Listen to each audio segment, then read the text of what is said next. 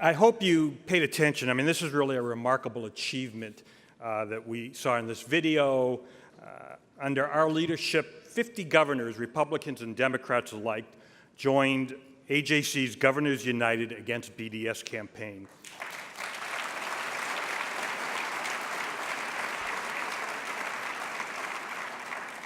Together, they made a powerful statement. First, that the goals of the BDS movement are antithetical to their values and the values of their respective states. And second, they reaffirmed their support for Israel as an ally, a vital U.S. ally, an important economic partner, and a champion of freedom. I hope you've all had a chance to look at the Wall Street Journal today, which carries a full-page ad naming all of the governors who participated, as well as the mayor of the District of Columbia. And this is a reminder that BDS has been rejected coast to coast. Thank you. AJC continues to work with local, state, and federal legislators. And tomorrow, one of our key advocacy items on the Hill will be support for Combating AIDS Act of 2017, which will protect states that pass anti-BDS legislation. Now, one of the co-sponsors of this act is here with us this afternoon. He's a staunch supporter of the U.S.-Israel relationship, a committed Jewish leader, and actually a longtime personal friend of mine. I'm talking, of course, about U.S. State Minority Leader Senator Chuck Schumer.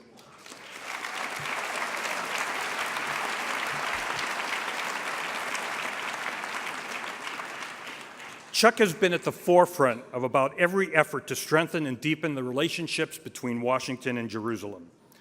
He has also been a strong voice in expressing concern about Iran as a threat to Israel, and like AJC, chose to oppose the JCPOA in 2015. In doing so, Chuck acted out of principle against the wishes of his president and many of his party. We admire his courage then, and we admire his courage now. Now, most of you see Chuck on the TV shows or the front page of newspapers, and he likes being there. But I want to point out that there's another part, how he is committed to his constituencies. This is a man who's not forgotten his roots. He returns to New York every weekend, and over the course of the year will visit all 62 counties because he remembers that these are the constituents that have put him in office. And I'll give you a personal story. A number of years ago, I'm walking across Central Park West, which for those who don't know it is a fairly wide street, and a car comes zooming across and stops right next to me, and the back window goes down, and it's Chuck, and he says, "John, this is the best liverwurst sandwich I've ever had."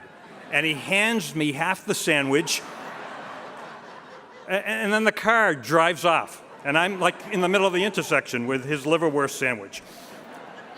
So I can tell you that he's not only somebody who goes to battle for his constituents, he also will give them the food from his mouth.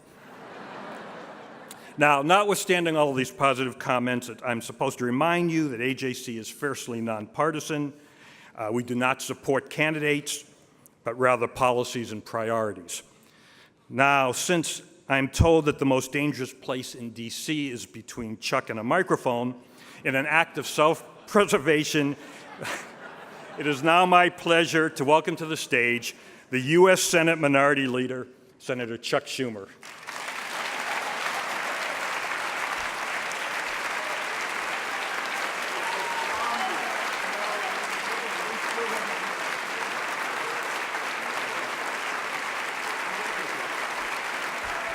Thank you, everybody. Thank you very much. Let me thank John for that great introduction. John and Shani have been friends of Iris and mine for decades. I've looked to him for advice in international affairs, issues related to Israel, and I know he's doing a great job over the last year as president of AJC. You're lucky to have John at the helm. Another good friend of mine, Stanley Bergman, was John's predecessor. Harriet Schleifer is now the board chair of the Board of Governors. David Harris is amazing and has done this great job for decades. Thank them all. And a relative, my mishpucha, Milton Cooper, is active through marriage. Would have been nice if I was a direct descendant, but no such luck. And I want to praise him as well. Now, as you know, I always like to start off by telling a story. And this one, some of the New Yorkers have heard it, but most of you have not, so I'll tell this story. It's about, it goes under the category, I've never met you in person. In 1992, I was a congressman, and as I was redistricted from Brooklyn to a district partially in Brooklyn, partially in Queens. I see Nita Lowy here. Hi, Nita. She's heard this story. So I was campaigning in Queens to meet my constituents, and a woman comes over to me and says, "You're Congressman Schumer." And I said, "Yes." And she said, "I read in the Queens Tribune you're my new congressman." I said, "Yes, I am." She said, "I'd like to pay you a compliment. I've never met you in person, but I watch C-SPAN religiously, and you have more courage than any other member of Congress." I said, "Well, ma'am, that's a pretty tall statement. There are 435 members of Congress. Some of them are no-goodniks, but most are very estimable people. What makes you say I have more courage than any of the others?" And she said, "Well, look, I watch C-SPAN religiously, even though I haven't met you in person, and every time you rise to your feet to speak, you have the courage to wear a yarmulke." I said, "Thank you very much, ma'am. It's obvious you haven't met me in person. It's not a yarmulke."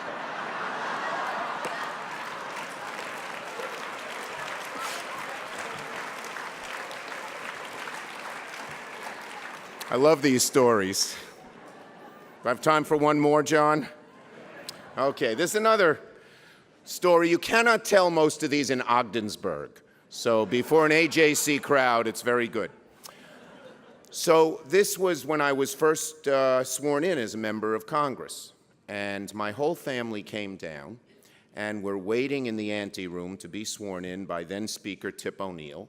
And my grandmother of blessed memory grabs Tip O'Neill, and as was her wont, I forgot the beginning of it. I haven't told this one in a while. My grandmother, my given name is Charles. But we had an Uncle Charlie on my father's side who my mom didn't like. So she said, if you want to name him Charles, he can't be Charlie. He is Chuck. My mother is who tomorrow will turn 89. My dad will turn 94 on Flag Day, knock wood. But in any case, so she always calls me Chucky. Even now, you know, she's follows politics. Chucky, why aren't you doing more of this? But my grandmother would always call me Chuckin' you, which I think in Yiddish means little Chucky. I don't know what it means, but that's what I thought. Hope it doesn't mean something worse. In any case, so she grabbed Tip O'Neill, as was her wont, and began to tell them her life story. And she said, we were born in the little town of Chortkov in Galicia, but the egg business went bad, so we moved to America. But after each little vignette, she'd say, take good care of Chuckin' you. And she said, and she came to America, and they had no money, and she would walk 3 miles to save a nickel car fare to work in the sweatshops. Take good care of Chuckin' you. She had 3 beautiful sons, she said. They all fought in the war, and none of them ran away, she said. This is what she said, because they were breastfed.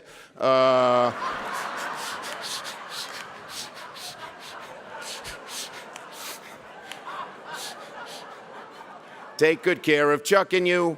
And now her grandson is being sworn in. You know, said her son, Abe, didn't go to college, and her grandson is being sworn in as a congressman of the United States. What a great country we have. Take good care of Chuckin' you. Okay.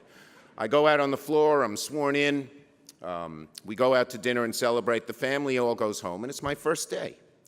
And I'm sitting at my desk, and I don't really know what to do, and the phone rings. And someone calls up and says, my name is Leo Deal. Speaker O'Neill wants to see you immediately. I said, oh boy. It was sort of like the first day of school and you're already called into the principal's office. What did I do wrong? So I rush over, I'm in Tip's ante room, my knees are knocking, and finally Tip, who was a lovely man, comes over to me and says, "Charles, I very much enjoyed meeting your entire family, especially your grandmother, but answer for me one question. What is a Chuck in you, and how do we take care of it?"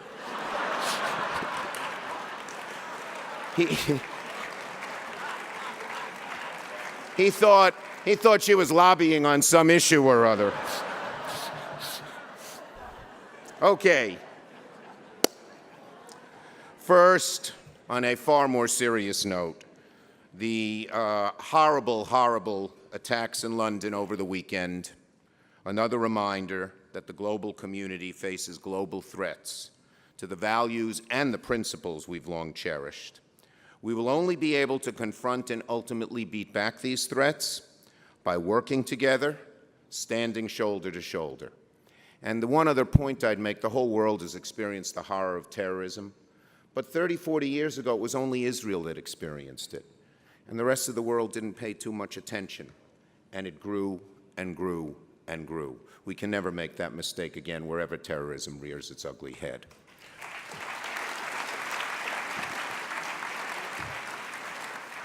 So first, let me talk about something we're all troubled and worried about, and that is the rising tide of anti-Semitism around the world.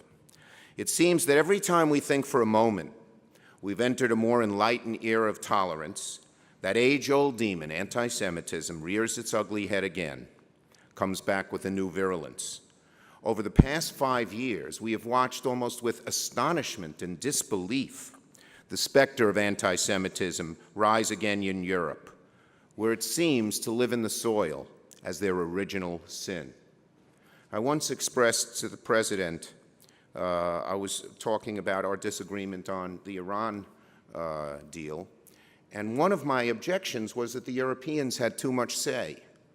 And I sort of explained to him that it's sort of deep in the bones in too much of Europe to be anti-Semitic, and it leads to a lack of sympathy for Israel.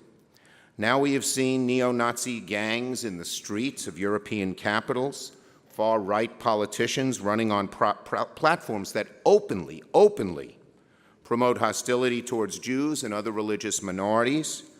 And European Jews these days don't feel safe sending their children to Jewish day schools, buying groceries at the local kosher market, going to synagogue on Shabbat. The rise of anti-Semitism in Europe is an outrage. It ought to be condemned by the leaders of the world and of every faith and every nationality. Anti-Semitism always simmered just a bit beneath the surface in Europe, as I mentioned. It's been far more troubling to see that scourge emerge in America in recent months. Earlier this year, it felt like almost every day we saw new reports of synagogues graffitied with swastikas, Jewish cemeteries vandalized, desecrated, and waves of bomb threats to our Jewish community centers and day schools.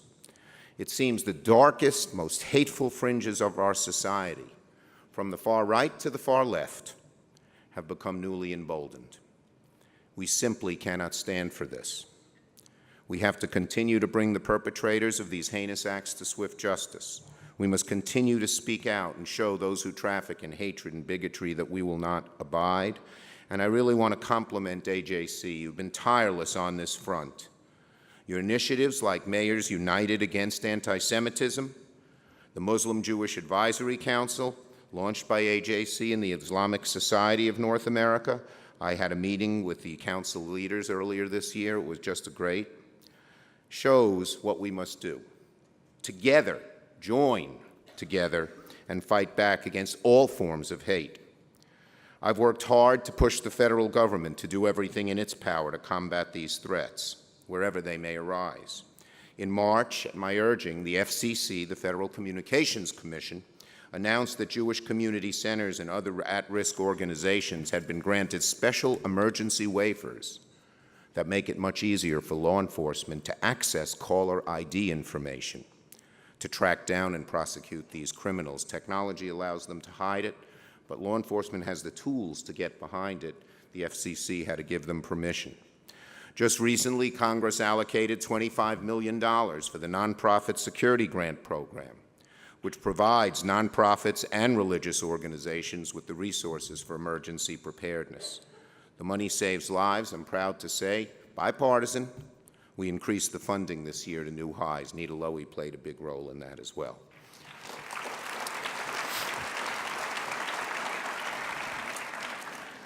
International efforts like by groups like you, continued leadership from the United States is the only thing we have, but it works to extinguish this hatred. We just have to keep working diligently. We can't give up. We can't shrug our shoulders. We have to keep working. On BDS, John mentioned the great ad that I read this morning on the shuttle coming down that was a culmination of a great deal of hard work of what you have done. Now, the vile attacks I mentioned before are so despicable and they're motivated by hate. The anti-Semitic aspect can't be ignored.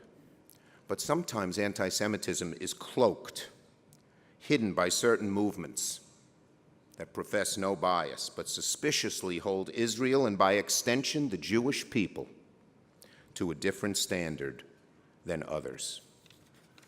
There's no greater example than this insidious effort to harm the Jewish state than through the boycotts, divestment, and sanctions.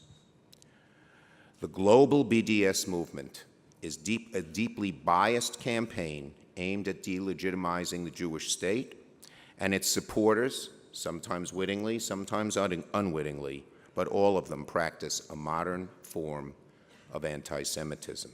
And we have to call them out for that. I want to tell you a little story. When I was a college student, the SDS, which was the sort of left-wing radical movement, but it switched. It's moved from free love and smoke pot and have hair down to your shoulders and all that stuff. Wear bell-bottoms. Anyone here remember what bell-bottoms were? They're probably coming back and I didn't even notice, but anyway, they switched and they were taken over by a hardcore group. And one of their campaigns was against the state of Israel. There shouldn't be a Jewish state. It's Zionist imperialism. And so I was active in both the Harvard Young Democrats and in Hillel, and we invited Abba Eban to come speak. And 2,000 people gathered in the big auditorium there called Sanders Theater, and the SDS PLP was in the balcony, and they had their banners, Stop Zionist Imperialism, Free Palestine, whatever. Eban, in his Etonian tones, which I will not try to imitate at the request of my staff. I would love to do it. John was right, what he said. But he pointed to them, and he said, I want to tell you something, you up there in the balcony. I said, for centuries,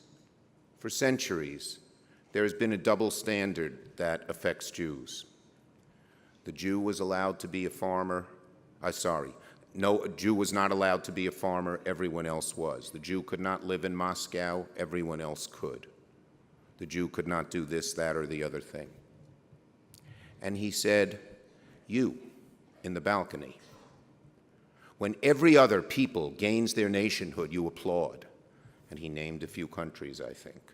When Sri Lanka or Zambia or Paraguay becomes an independent country, you applaud. There is only one group of people that you criticize, that you attack when they become a nation, and that is the state of Israel. You, he said, are anti-Semites. They slinked away, they picked up their banners, and never in the last few years that I was at college did the SDS-PLP attack Israel again. That kind of calling out BDS for what it is very, very important, because the double standard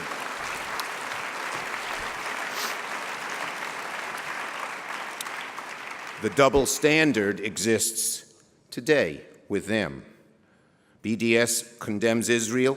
They impose boycotts. They seek to impose boycotts solely on the Jewish state, but willfully turned a blind eye to nations that actually violate human rights. When Iran sponsors terror and executes dissenters, BDS is quiet. When Arab nations jail journalists, punish homosexuality with prison sentences and physical abuse, BDS is nowhere to be found. And that's because the state of Israel is all too frequently measured by a different, double standard than the rest of the world. It's up to us to fight these efforts tooth and nail. They're not only unjust and immoral, they're counterproductive in achieving a truly lasting peace between Israel and the Palestinians. So again, you deserve a huge round of applause for what you did with the governors.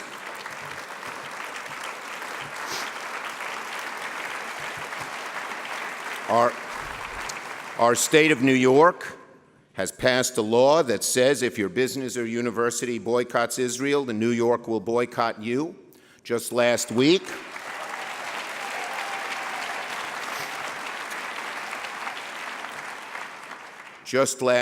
Nevada did the same.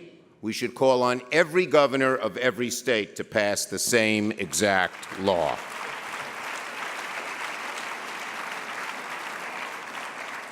On the 50th anniversary of the reunification of Yerushalayim, let's be clear that many BDS supporters have the same goal as the armies that amassed on Israel's border to annihilate the Jewish state.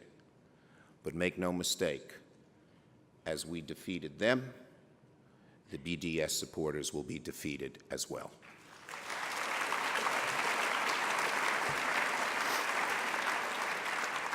Another place where cloaked anti-Semitism lurks is in the halls of the United Nations. The UN singles out Israel more than any other nation, especially in the Human Rights Council, which remains hell-bent on admonishing the only beachhead of democracy and representative government and equal rights in the Middle East. I was heartened to hear the new Secretary General recently say he would be on the front lines in the fight against anti-Semitism. He proclaimed that Israel must be treated as any other state in the UN.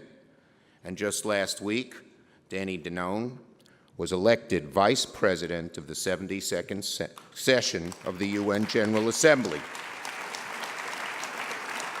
That's progress. AJC played a role in that as well. And your continued engagement as a group with UN officials in Turtle Bay is very important. At the UN, we can never let our guard down. Since the days of Zionism is racism, the UN has been an incubator for Israel bashing, a forum where Israel is almost always the villain and never the victim. We should all be wary of it. I hope that one day it'll happen. Israel will come to be treated fairly in the UN. But until that day comes, the U.S. must always come to the aid of our friend Israel at the UN. It must continue to serve as a bulwark against smear campaigns and efforts to isolate Israel. We can't be silent when the UN singles Israel out for condemnation. The United States should have vetoed Resolution 2334 in December, and it should never use the United Nations as a forum to put pressure on Israel of any kind.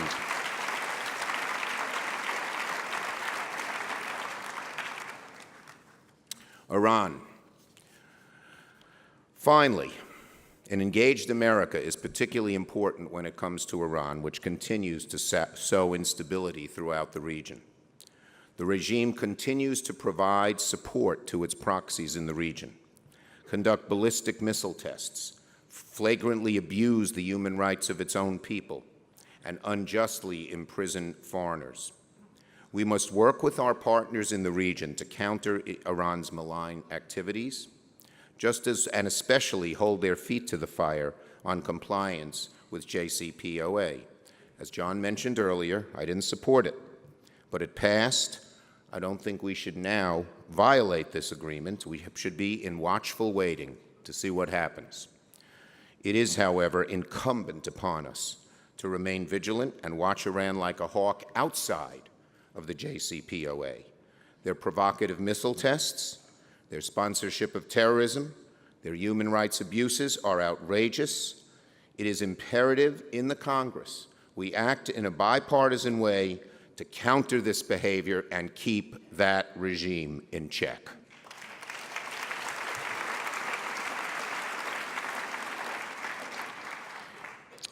My friends, the challenges before us are great.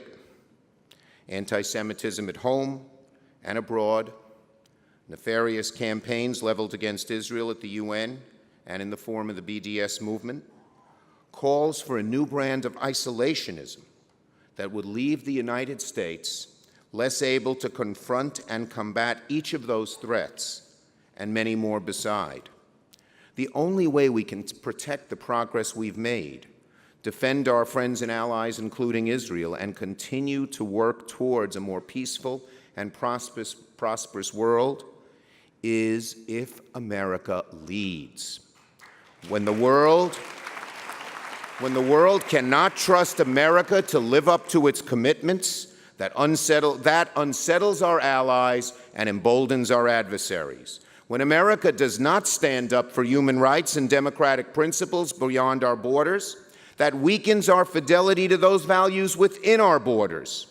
The world has been a better place, my friends, when America is a beacon for freedom and tolerance, when people around the world continue to look up to the lady who holds the torch in the harbor in the city in which I live,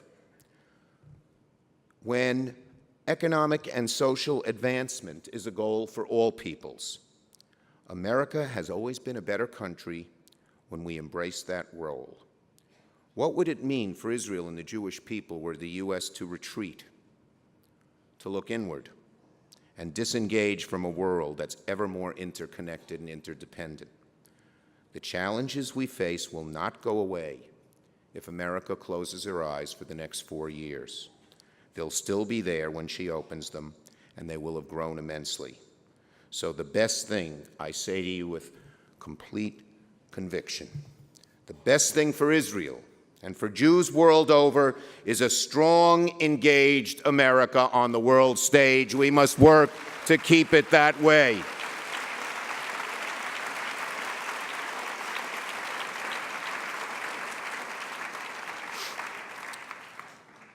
Well, the late Shimon Peres once called AJC the foreign ministry of the Jewish people. Your founders believed the Jewish people needed to be masters of their own destiny, no matter where they lived. So they worked hard to engage the world, to forge new relationships, to build bonds with nations and communities worldwide. And they did this while promoting the virtues of pluralism, democracy, human rights for Jews and non-Jews alike. In the spirit of your founders more than a century ago, AJC knows this type of global engagement is the only way to ensure true progress. Today, this approach and your mission are more important than ever. Together, let's continue to make sure America engages the world and fights intolerance wherever it arises. Let's make sure America continues to lead for the sake of the values and the principles we all hold so dear. Thank you, and keep up the good work, everybody.